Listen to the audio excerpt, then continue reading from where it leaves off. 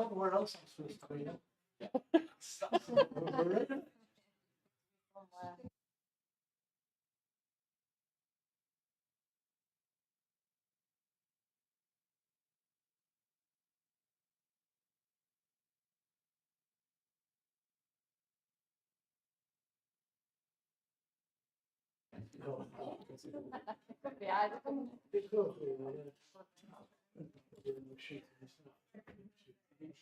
Good evening, everybody. Good evening. We've gone well past 6:30, so we'll make a start. Thank you, everyone, for attending the meeting for Chorley Liaison on Wednesday, the 24th of January, 2024. My name is Councillor Gordon France, and I'm the chair of this committee. My colleague, County Councillor and Borough Councillor Kim Snape, is the vice chair. Please note this meeting is being live streamed on YouTube. When you're speaking, please speak towards the microphone so that everyone can hear you. And please do not obstruct your mouth to ensure that anyone lip reading can do so. If anyone is having issues, please let Democratic Services know. Some housekeeping. We're not expecting a fire drill, so if the alarms sound, please exit the way you came in. Please ensure that any mobile phones are switched to silent. And thirdly, if the technology fails, I will adjourn the meeting to try and resolve the issue. Now, Ruth just mentioned to me, can everybody make sure they've signed in? Fine, if you've not signed in, please sign in on the way out. Apologies, Ruth. Thanks, Chair. We've had apologies from Councillor Julia Berry and from Bretherton Parish Council and Rivington. Thank you. Thank you. Minutes of the meeting, Wednesday, 18th of October. Has everybody had the opportunity to have a look, and does anybody have any issues?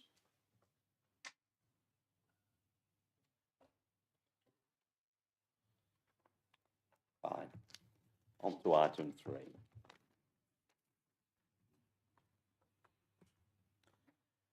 The cost of living action plan update, which was presented by Jennifer on the end there, who's the Director of Communities. Thank you, Jennifer. Hello everybody. Hi, this paper is being presented to give you an update on the work that the council are doing on the cost of living action plan. You'll be glad to hear I'm not going to read out the report verbatim, but I'm just going to go through some highlights. Sorry the report's long, but there's quite a bit to go through. So just to give you a bit of a background, during the pandemic and following the pandemic, we had quite a lot of people who were approaching us who were quite vulnerable, need quite a bit of support. I think we saw quite a number of people, a rise in referrals from our social prescribers. We had quite a few discussions in the council about this, and the cost of living action plan was adopted as part of the corporate priority for last year and has been adopted again this year going forward. So the communities team pulled together an action plan. So I'll just go through the headings of the action plan, and we can go through them. So one of the big things, we can't deliver any of this on our own, and I think we've relied quite heavily on the community in Chorley who have stood up both through COVID and through the cost of living crisis. And partnerships have been developed with support from the council or without support from the council. But we've brought together the communities in our group called Chorley Together, and we've worked on a Chorley Together subgroup which is specifically related to food. So we've looked at all the different ways that communities have joined together, how we can support the communities, and talked about funding and grant funding and being able to put on some information exercises and information sessions where people learn about each other and how they've developed and learn from each other. So there's also been quite a significant amount of household support fund grant being awarded. So we've had 640,000 that we've awarded, and you can see the different household demographics that we've been awarded to and the different categories of award.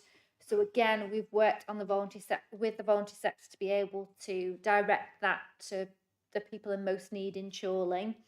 So again, we continue to collaborate with our partners at Lancashire County Council and various other districts to look at hubs in Chorley and reviewing all our different funding streams to make sure that we support the right organisations.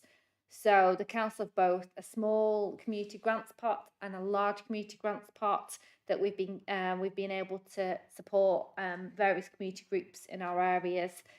So again, communications is essential when we're looking at cost of living. So we've got quite a big communication plan that we've worked on. We've got our own web pages. We've been doing lots of social media work. We've been working with all the different voluntary groups with posters to be able to get information out on all our different schemes through Chorley. We've got a member update. We've also got briefing sessions with community groups. Data monitoring is really important. So what we've been trying to do is target our work on where the need is greatest. So we've been using information that we get from our own social prescribing team. We've been looking at energy ratings in homes. We've been looking at people who are accessing all the different community groups that we've got to really sort of focus in on that funding and support in the right areas. So moving on to the actual on the ground activity. So the list is huge, but I'll go through some of the really interesting work that we've been doing. So we've been delivering a holiday activity and food scheme throughout the summer and Christmas holidays for children who are on free school meals and looking at activities and providing food. We've been helping to expand the food club network, which expanded in April with 5 clubs delivered. We've been issuing affordable warmth grants. So this is grants to vulnerable households. So that might be boiler repairs, replacement, glazing repairs, radiator servicing. We've got an energy efficiency advisor that will go out and visit and look at schemes that are most effective in the homes. So they have a bespoke assessment. We commission Chorley Help the Homeless to support our vulnerable who are either homeless or at risk of being homeless.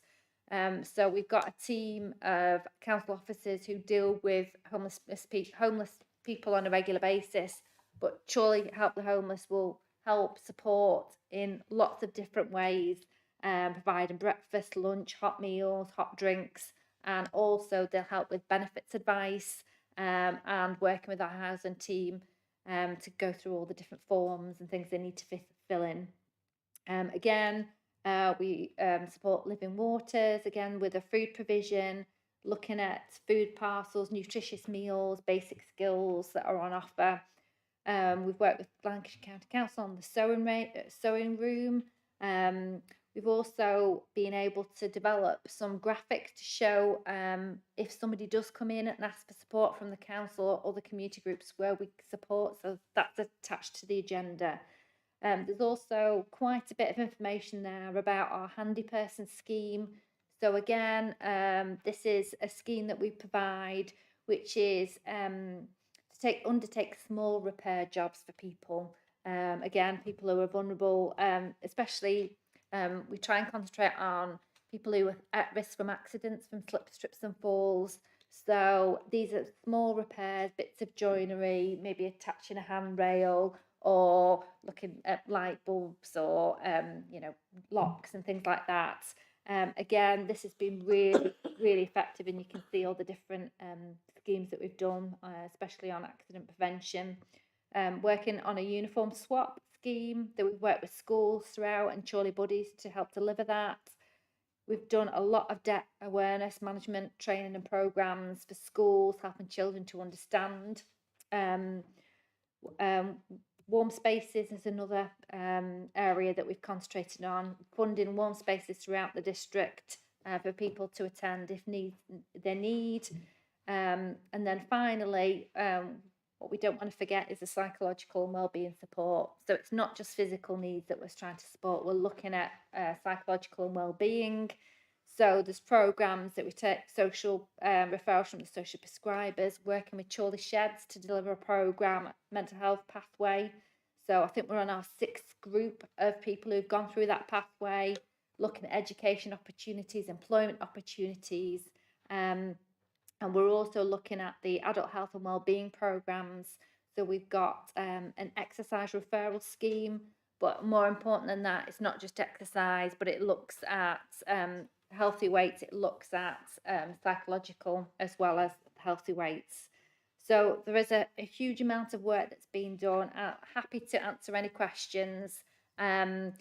You've got the paper there. We've got some pathways to show you the pathways. We've also included in the agenda a furniture poverty scheme that we're looking at as well, to look at furniture poverty, because we have a lot of approaches from people who move into a new property and they've got nothing. They've got no furniture, they've got no carpets, curtains, white goods. So we're looking at a scheme working with the brick to look at how we can move that through into Chorley and expand the programme there. So, any questions? Thank you, Jennifer. It's already open now. Steve? Thank you, Chairman, and thank you very much for that report. It's quite astonishing, really, the amount of work and effort that's gone into all the activities that have been required under very difficult circumstances for residents. Not all residents, obviously, but those who are in the most vulnerable of positions. It very often goes under the radar, and I don't want to comment other than to say that it does go under the radar quite often, and credit where credit's due. You know, the council have put this down as a priority, and obviously the staff have implemented it with the resources that are available. But very often councils are asked to do more with less, and it seems to me that on this occasion we've come up trumps with it, and congratulations and well done. Thank you. Thank you, Steve. Gillian? Thank you, Chair. Yeah, I've read over the report, and it's has a lot of information. It's clearly very well put together. There's a lot of actions that have been taken in order to support residents, etc. I'm just speaking now with my day job head on, if you will, because I work for Nelson and Cone College Group, and I'm just wondering if anyone has liaised with Lancashire Adult Learning in terms of the educational aspect, mental health awareness, employability related provision. So just wanted to throw that in there, because Lancashire Adult Learning do go into different communities and try and help vulnerable people as well in terms of the education, and they are part of my employer, Nelson and Cone College Group. So just wanted to mention that. There's no mention of them in the report, but it's perhaps something for future reference. Thank you. Thanks very much. We do work with them on our digital exclusion programme. So they do a lot of our training on digital exclusion. So we have worked with them, but yeah, we can look to explore that further. Thank you. Oh, Thank you, Chair. Just a couple of quick questions, if I may. One, in paragraph 6, describes the awarding of £640,000. Where did that money actually come from?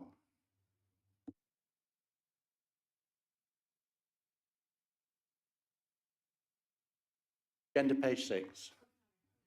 8, sorry, it's my eyes.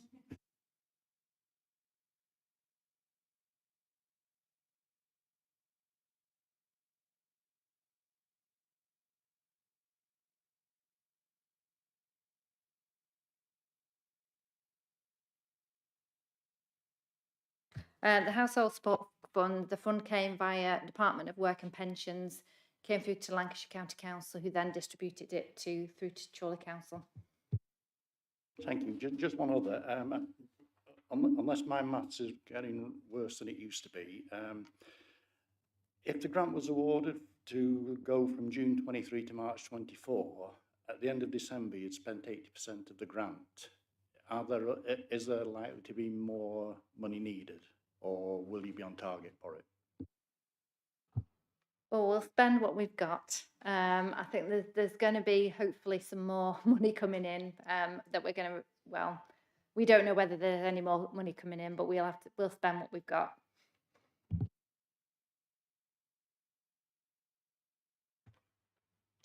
Any more questions for Jennifer before we move on?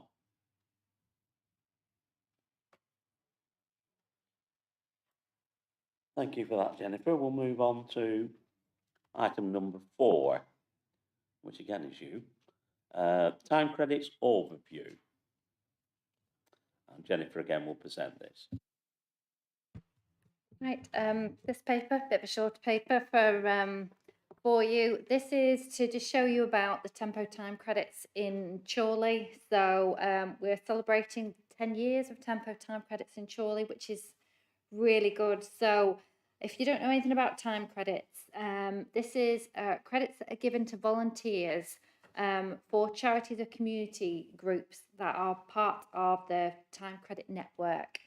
So time credits can be used on different activities and products and services within Chorley or outside of Chorley.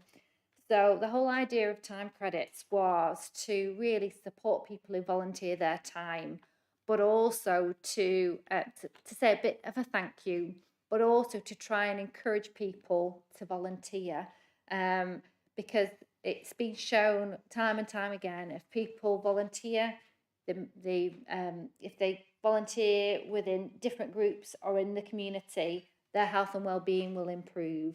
So there's quite a lot of statistics that are being provided in the appendices, but I think just highlighting the positive impact that people feel that their mental health is improved because they've engaged, feel more confident, and they know more about the community because they're engaging in volunteering. I think this was a real good way of trying to say thank you, but also trying to encourage. So it's really getting people involved, and hopefully a lot of the time what we found as well is that people then move on to employment. So not only do they get a chance to volunteer, but I think they get more confident and they may move on to employment afterwards. So some of the charities that they volunteer into will provide references, which is really good, and provide confidence to people to move on. Throughout the pandemic, there's been some really good developments with the scheme. So now it's not a paper-based scheme, so it's not paper-based credits that you get, it's tokens to use on an online platform. So people can go onto an online platform, really easily use these credits to book lots of different activities. So you can see the current activities that people can do. So Chorley Theatre, you've got Preston North End. You can use it in lots of different places. You can use it in our own leisure centres. So you can see since April 2023, there's been 3,650 time credits have been earned by volunteers, which is an amazing amount of time. And 994 credits have been used in these various locations. So again, we've got lots of different partners that we're working with, that we talk to about the time credits. And I think Living Waters, they gave us a really good example of somebody who'd volunteered in a food bank, who was a single dad who found it very hard to take his family anywhere nice. And so he was very much really appreciative of the time credits because it allowed him to take his family out to Preston North End. So this is the sort of thing that people are volunteering the time, but they're also getting leisure opportunities out of that. So again, it just shows you all our different recognition partners. We're working with some new partners. We hope we'll get more offers on. So we've also mentioned the social prescribing team, and what we found is the social prescribing team have been using these time credits to support residents who are in challenging situations, try and bring them back into the community and engage in life in Chorley. So I think these have really helped the social prescribing team encourage people to get out and do something. So as I say, it's 10 years. There is going to be a celebration event. It was due before Christmas, but now we're going to organise a celebration event. We're going to invite all our partners to come and explore the different pathways and volunteering pathways and encourage people to come out and see what's being provided. So there's some opportunities that we're developing with that. Again, we're developing more of a communication approach to promote time credits, and we see today's part of that communication. We're looking at different spend opportunities in the council itself. So whether we can look at bulky waste collections, they can use tempo time credits for that. So we're having a look at that. We're also looking at, we can add more volunteer community partners into there. And again, we'll evaluate the work of the social prescribers. So I'm happy to answer any questions on tempo time credits. It's really valuable. We just need people to know about it, use it, come onto the scheme. Thanks. Any questions? Mark? Thank you, Chair. Mine's more of a comment, actually. I'm a big fan of Tempo time credits. Used to be Spice time credits. We've run a community litter pick, a weekly community litter pick, now for several years, and each volunteer gets per 1 hour of litter picking gets one of these time credits, and it really helps social isolation as well. We get an awful lot of people come out and they love just meeting up every week, but they also like the achievement of doing something, and it for the environment it's fantastic to move the amount of litter you can with a team. Sometimes we'll get 10, 12, 13 people out at any one week, and the amount of litter you can pick up in 1 hour is fantastic. And I actually think they don't come out now for the time credits. They would always do it, but you know, it just says thank you, you know. And I, to be honest, I love the scheme. But I will put it on record. I don't take any time credits. Thank you. Steve? I absolutely concur. I mean, time credits has been going a long while now, as has been said. And there was a time at which it was being questioned as to its value. But I'm glad that the council has stuck with it. And I too, you know, believe that it is a really valuable means of showing appreciation. People very often don't donate their time and effort for the purposes of getting time credits, but it's a good gesture, and I think it works well. I was offered some time credits once on the condition that I use them to go to the Tower of London, but I think there was an ulterior motive there. They didn't want me to come back.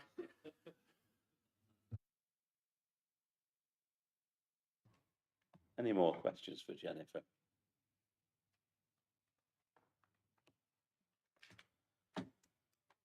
Right, we will move on.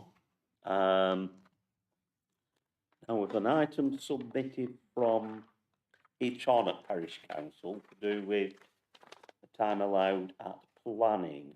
I assume that will be you, Graham. I think also it will be helpful to just send an email to Ruth with, you know, your bullet points, so these can be forwarded on to the monitoring officer, the chair and vice chair of planning, so that it can all be considered.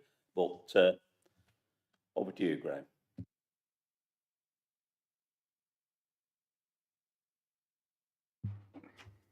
In actual fact, it was too late to meet the deadline. So that's why you've got an overview on page 41. And that's the overview of a parish councillor only getting 3 minutes. But this is more to the point. In fact, Ruth can have these notes. On the November meeting of the the November meeting of Planning Control had an item of importance to Heath Charnock. Reference 23/000510 major applies. All councillors, be it ward or others, have 5 minutes to express their case, be it for or against. The parish council has only 3 minutes, the same as a member of the public. It must be noted that on many occasions, the full 5 minutes will not be required. The parish councillor is democratically elected to the parish and elected to speak by council members for a particular item. These councillors have, on the whole, a vast knowledge and will give a good overview of the said proposals in the parish. Then 3 minutes is not enough, and 5 being a better option. This came to a head on the above application, where the parish council had only 3 minutes, but the ward councillors had 5. Now, I've no problem with that at all, right? I have prepared a good presentation for the planning committee, but with all the detail, there was no way I could deliver this in 3 minutes. To do so, I had to chop out large sections, and this gave the presentation a disjointed view. 5 minutes would have been better. I did, in fact, at the end of the meeting, apologise to the leader of the council, saying my presentation may have seemed poor due to the time limit involved. I would ask all liaison members to consider this request for parish councillors to have a 5-minute presentation time. This may only happen on very few occasions. Now, I know it's aside from this, but for that presentation, I prepared a statement that took me roughly 10 hours. I went into great detail, and when I read it through, there was no way I could get it under 7 or 8 minutes. I wouldn't have even got it in 5. So I had to chop a hell of a lot of stuff out, and it was sad, really, because there was a lot of detail in it, and it would have been beneficial, I think, to the planning control meeting. But unfortunately, 3 minutes was the case, and we feel that 5 minutes, we're not asking for 5 minutes, we're only asking for 2 minutes over the 3 minutes, 120 seconds extra. And as I said, not every time or every meeting on every planning consultation will it be used. Some will be very short. But I would like the parish councillors here, any parish councillor here will be in the same position. The ward councillors aren't. It doesn't bother me, the ward councillors getting 5 minutes to anybody else. I just feel that 3 minutes isn't sufficient to present your case. Thank you. Thank you, Graham. What I will say, the discussion at this meeting this evening will be reported back to the monitor officer, as I said, the chair and vice chair are planning for them to consider and take appropriate action. But again, you can always put an email into the planning control committee, you know, and make all your points, but I appreciate what you're saying, and as I say, we'll give it some consideration. Thank you, Graham. Thank you.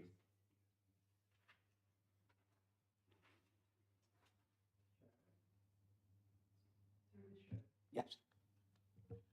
Through the chair, what was the item which the councillor was on about? What item was it so important? Yeah, can you tell us? 40 houses in Babylon Lane. I was going to say it's a Babylon Lane one. Yeah. I was on the planning committee that night. I've got to say, I know I've got some planning committee members here with me, or an ex-one, possibly in Aaron's case, but some of the meetings do go on a long while, don't they, Aaron? Chair, there was... Thanks. The reason why it finished up a bit long-winded was there were many inaccuracies in reports supplied for that meeting. And I questioned them, and I corrected the inaccuracies, and that's why it took so long. Fair enough, Graham. All I'd say from experience is you can email them to the Planning Control Committee and detail everything, if that helps. Yes, Steve. Sorry? Am I able to comment on this? No reason why you can't comment, Steve. Well, I'm determined not to speak on every item, but the ones that have come up so far are really important. I don't want to change the habits of a lifetime either, of course. I mean, it's a really tricky situation. I mean, it's part of the democratic process, but it's also part of balance as well. I chaired planning committee for 12 months on one occasion, and I felt as chairman that I had the authority to be flexible with the timing. If someone was making a huge contribution that was going to take them over the time, I felt that I had the flexibility to accommodate that. But on the other hand, you've also got to make sure that you're not leaving yourself open to legal challenge, because if, for instance, the person speaking was,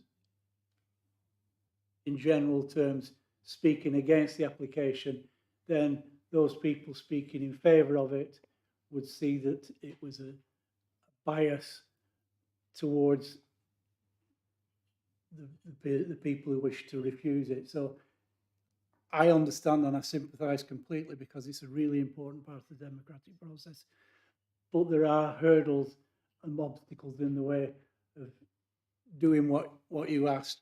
But I'm sure it's something that could and should be looked at. Thank you. It will be, Steve.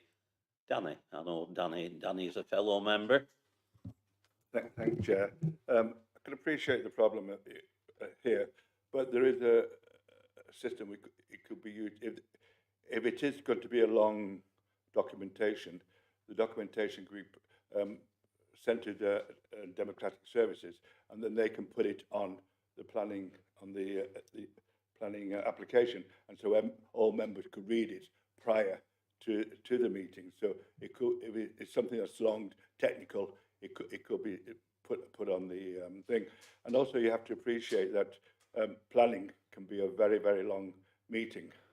And if we give, I'm not saying we shouldn't, but if we give an extra 2 minutes to one group, another group, which could be the applicant, maybe the people that are giving the technical, they're saying, if you're going to give it to one, we have to have it all. So if you're getting one person against one person for one of the solicitors doing it, that's an extra 6 minutes. And if you've got eight applicants, it can make the meeting quite long. So we have to be careful of how we go down this one. I can appreciate that people want to get everything out. It's important to them. They're not bothered about other things. It's that thing that they're talking about is very important. But if they did email it to the Democratic Service will give it to planning, and then it could go on the agenda, and we could then read it at our leisure. Thank you. Thank you, Danny. Right, if there's no more, I'll move on to the next one, which is an item from Whitley Woods Parish Council. I don't think there's anybody here representing Whitley. Oh, Councillor Evans. Do you want to bring this item forward? I'm here via Teams, Gordon. Thank you.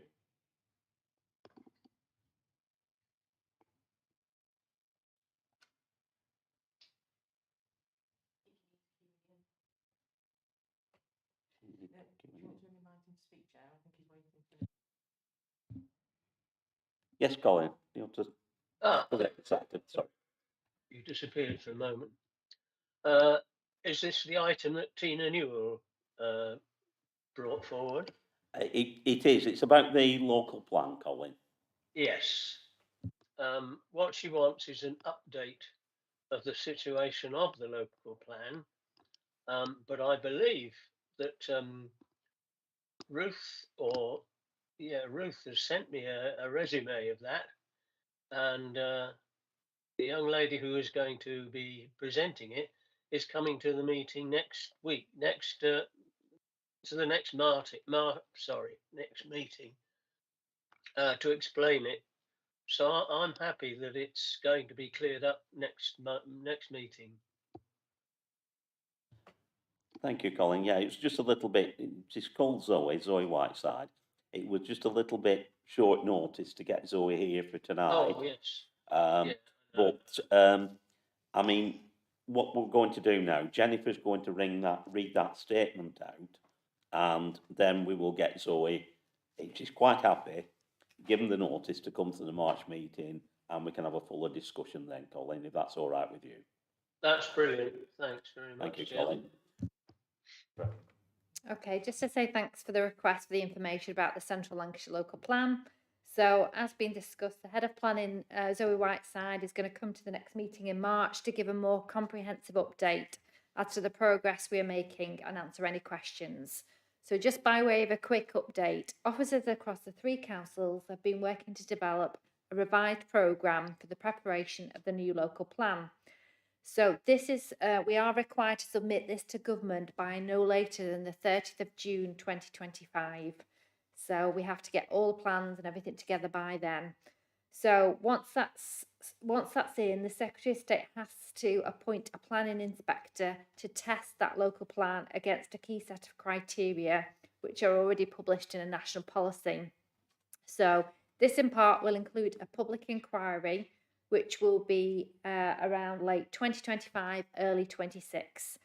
So the local plan is a development plan which sets out the locations where development is expected to take place over the next 15 years and is very important for providing certainty to local communities about where and how much development will happen. It's also important for enabling investment and jobs to come to the borough, while at the same time protecting the green belt, our play and designated open spaces, and enhancing our biodiversity. It requires a significant amount of supporting evidence and must include certain things prescribed in national policy, including proposals for housing, employment allocations, and policies setting out how planning applications will be assessed. So to meet the June 2025 deadline, we must work hard to conclude that detailed site assessment work.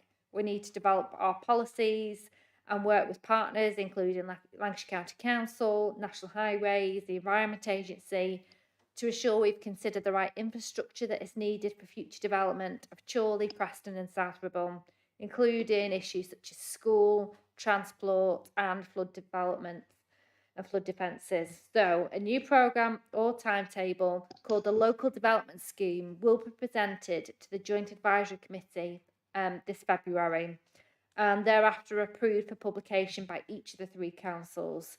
So this is an important document because this sets out the key actions and dates for plan making, including details of the next planned consultations of the local plan, and we can provide this meeting with an update in March. The consultation, as in previous rounds, will include a series of local drop-in events to ensure people have a chance to have their say.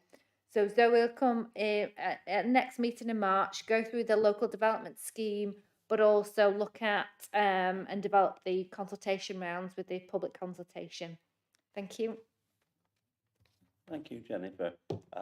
Jennifer's not the right person to take any questions, but if anybody's got any questions, Councillor Bradley would be quite happy to answer any queries.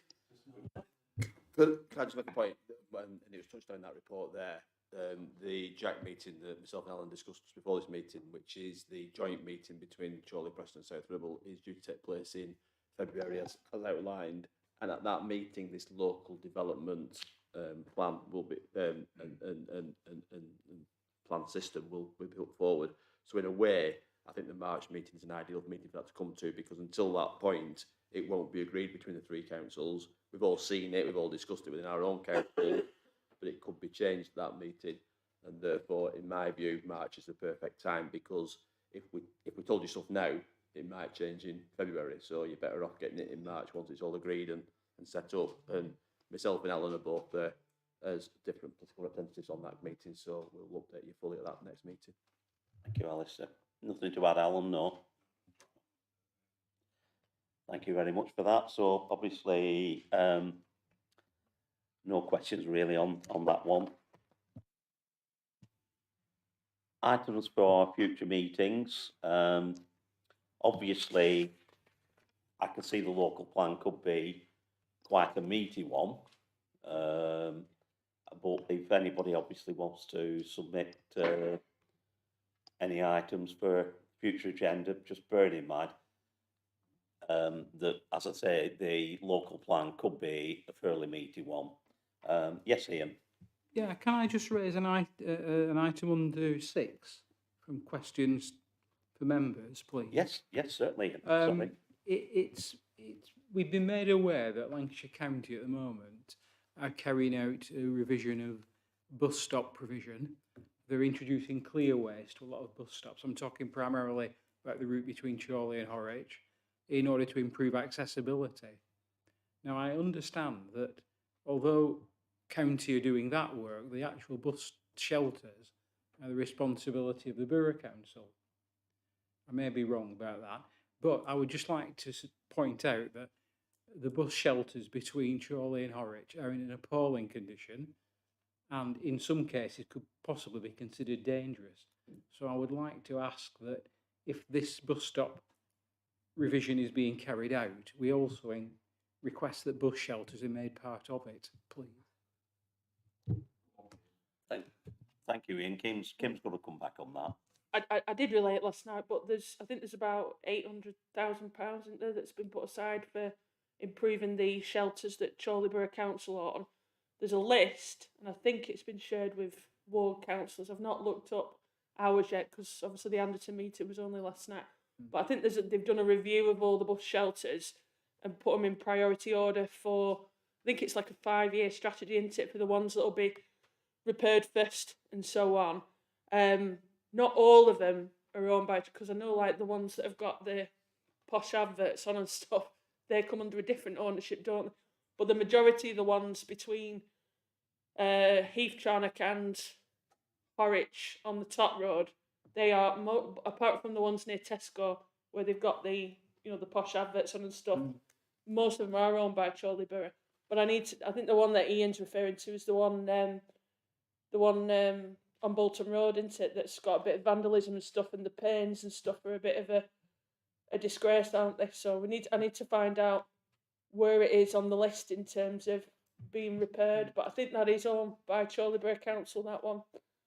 But their scheme from the county council is totally different. That's come from money that the county council's got on the bus service improvement plan. So I think it's about making so it's where operators have fed back that they've got issues. So some of them they're proposing, because the 125 is one of the most lucrative routes for stagecoach in the county. It's where operators have fed back that they've got issues. So there's some proposals to, I think, through that Heath Charnock, Chorley South East, Adlington, Anderton belt to move a couple of them to consult on some of the double yellow lines that haven't got orders on. And also, I think the one in Anderton, I think they're moving it, aren't they? And then they're going to install an uncontrolled crossing so people don't have to walk to the grass and stuff to it. And I think it's all to fit in with the Equality Act as well and make sure that they're fit for purpose. But really, because it's done by a different group, it's a different authority. It's kind of two different exercises, isn't it? Thanks. Yeah, just to outline that. So you've got the county of not consult, they are they consulting the minute, or they're consulting at the moment on changing, and the minor tweaks, so they're moving a bus shelter 20 yards up because it's clashing with a road junction or something, and that's why they're doing that, to make sure the buses can actually stop and people can get to them. That is wholly separate than the bus shelter replacement scheme, which is a Chorley scheme, which is starting this year, I think, and like Kim says, over a 5-year period, and all the bus shelters that we own have been assessed for how bad they are, and the idea is we'll do the worst ones first. But we're also doing the worst ones across the whole of Chorley, not all the worst ones in Adlington or in East Jarnock or wherever it might be. So every area is getting some bus shelters improved every year, probably for the next 5 years. So that's an investment that the borough's putting in. The AdShell ones, which are the ones with the private ones that are done with the advertising, they also have a programme of upgrading theirs because they recover that money through the advertising they do. So they're doing more fancy advertising on their bus shelters. There is a programme that they're doing as well. And then there are a number of bus shelters owned by parish councils or the county council even, which are some of those will be done up as well. So there's a right mishmash, to be honest, but there is an exhaustive list. Has that been circulated wider or not? It's gone through council, hasn't it? I think it's been circulated to borough councillors, but I don't, if there's any, because I've seen it. Have you not seen it? All right. We'll push only it 'cause I was- we'll push it to get out, because it's chasing not a secret. too. It's gone through the council, the money's there, so I don't see why it can't be shared. So we'll push to get that shared. And then But just as well, if they're moving the bus shelter, the bus stop location, which I know they're doing near the Ashores, aren't they? They're doing moving it up 100 yards up the road there because of the problems they've had with parked cars and all that, and the junction. So if they can do that, then it's better that we do the bus shelters once we know that's happening. But the two things haven't been particularly linked together, because, like Kim, for the reasons Kim said. Have you no further on that, or? No, I'm just.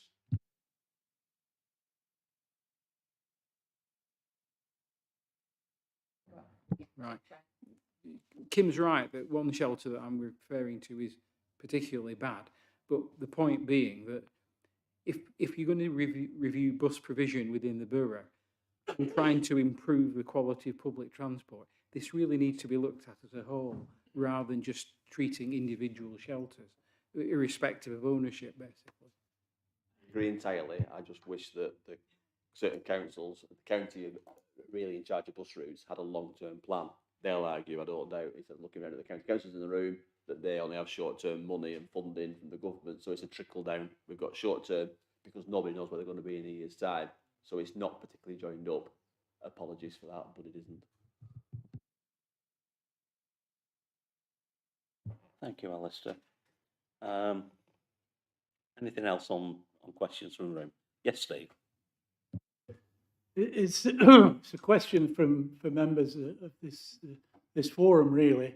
There was an indication in the agenda item for the county council a couple of weeks ago that indicated quite a large sum of money being allocated for the purposes of introducing parking meters across Lancashire. Unfortunately, there was no indication of where those parking meters were to be allocated. So we're a little bit up in the air on detail, but I don't know whether this forum would be interested in giving an indication of their thoughts about introducing parking meters in a general sense in Chorley as a district, because it's difficult to say, because like we say, we don't know where the proposals are, but it's just something that people need to be aware of, and is on the horizon. What we don't want is to find ourselves in a position where it's a fait accompli and it doesn't work for Chorley, in certain areas. So I just wanted to raise that as an issue. Thank you. Thank you, Steve. Yes, Alistair. Just to respond on behalf of Chorley Council, and this was floated about a year ago by county council as a bit of kite flying. Well, what we thought about metered parking. We fed back at that point that there is no requirement for metered parking in Chorley Town Centre. We have a number of car parks that work quite well. As a result of that, we've maintained very cheap parking in Chorley Town Centre. There are some isolated locations where you might consider it, but generally it works well as part of short stay car parking on the side of the roads alongside longer stay car parking, or more controlled parking in car parks that we generally control. In terms of residential areas, that's in the commercial area. In residential areas, it tends to be that permit parking, which is controlled by the county council, we think generally works, because to get permit parking in place, you have to get the majority of residents in favour of it, and almost all the residents in favour of it, and it works in those areas that are particularly congested, again, which tends to be around the town centre or village centres where they're affected by people parking up to go to work effectively. And that works for us. So, two systems that are currently in place, and then in the villages, the car parks are either controlled by the borough or quite often the parish council, and therefore they control that parking in those areas as well. So in our view, there's a harmonious parking arrangement. There's never enough parking if you work on that premise. I know people always want it cheaper, but at the moment it works and it's stable. Bringing in metered roadside parking is only being done for one reason in our view in Chorley, which would be to make money, and therefore that's not welcomed. If you want to do that, put the residents' permits up, put car parking up and do it in a controlled manner. Don't do it by bringing in yet another feature.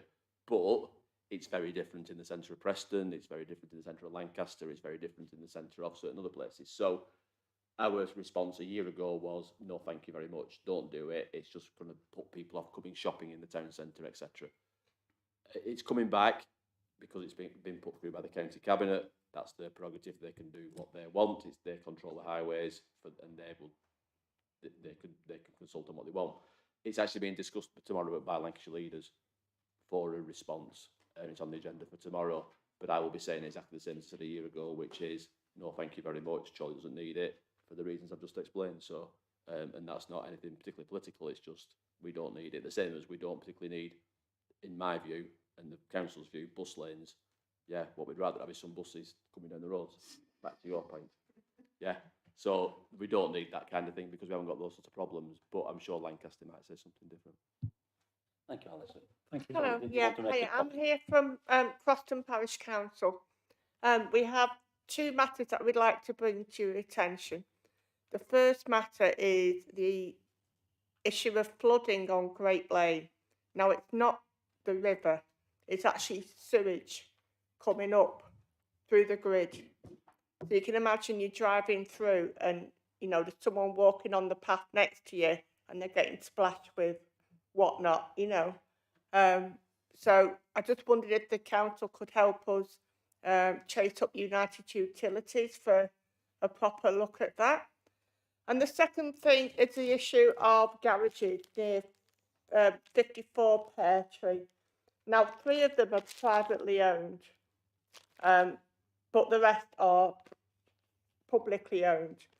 Now, we've done some digging around in it. They're not owned by a housing association. They are actually owned by CBC. They're becoming dilapidated. So we're concerned, but because we suspect there's asbestos in the roof, that when they do collapse, it's going to, you know, cause a pretty much a catastrophe with people breathing in stuff. So I wondered if anyone from the council could probably chase up on, you know, clarifying ownership. We have heard from a Mr. Forster that they are owned by the council. So, you know, we would like some work done on those if that's possible. Thank you. Thank you. Well, we could certainly write to United Utilities. That's not a problem, Ruth. The other matter, I think, would need some investigation as to if you email Ruth the full details, and what we'll do, we'll investigate it and come back. If you give Ruth your contact details, you'll have the contacts for Crofton, won't you, anyway? Yeah. It's obviously coming out of the blue.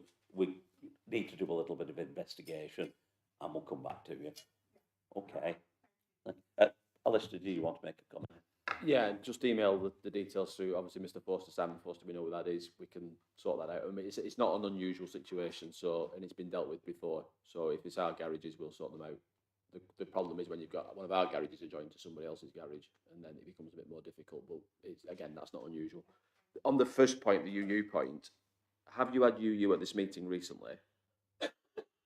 Not recently, Alistair, no. Might be a good time to get them down, because across the whole area, and we've seen this was about Babylon Lane, wasn't it? So Babylon Lane application got refused, and one of the reasons was capacity in the drainage network. So they are supposed to be working up a long-term plan for capacity, and I know that there is a plan, because through work I know there's a plan for holding tanks on Great Lane up near Crofton Cornmill, which are due to go in. You'll be aware of that as well, probably, which is partly to deal with that issue. But it might be quite good for them to hear these specific things, because they probably think they're communicating that out, but they're obviously not, because you're sat here saying, raising the problem. So it might be worth talking to somebody like, I think Steve Wong's just stood down, but his replacement, who's their communications person or that team, and get a copy of where their plan is, because the building tanks at Heskin, aren't they, down Park Hall Road? They're putting tanks in at Great Lane. There are tanks going in around and about to alleviate some of these issues, so it'd be good to know what, how, and where, and when, in my view. Chair. Thank you, Alistair. I think, again, we can put that on as an item, can't we, Ruth? We'll put that on an item and invite United Utilities for the March meeting, and we can discuss that fully, but certainly we can write to them as well. Okay, lovely. Right, if everybody's finished, it's down to... everybody got the date of the March meeting? Yeah. Have you got it there, Kim, on your notes? Sorry? 20th of March. Thank you, Ruth. So the next meeting is the 20th of March. We'll try and get United Utilities here. We'll certainly request it. So it's down to any urgent business. I haven't got any. You'll be glad to know. So thank you very much for your attendance and safe journey home.